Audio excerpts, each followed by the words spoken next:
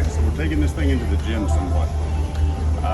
I give tons of exercises and stretches to patients, and over the next few weeks or months, I'm going to be breaking down all these exercises for posture, for strength, for rehabilitation, for different injuries. Today, we're going to be talking about basic squats and wide leg squats and how they work different parts of the muscle. So we've got light weights on here, and let's get started. This is just going to be 10 reps. So to work your hamstrings and butt more than your quads, I've got feet placement a little different. We'll talk about that. And as far as tempo and timing, same thing. So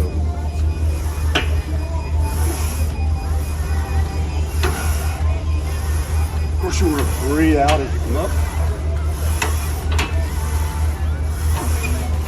You'll notice I'm thrusting my hips forward at the top. There's a reason for that.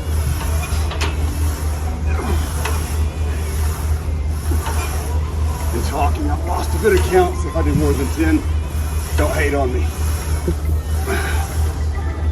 Next part, I'll talk about what all this does and how it helps you.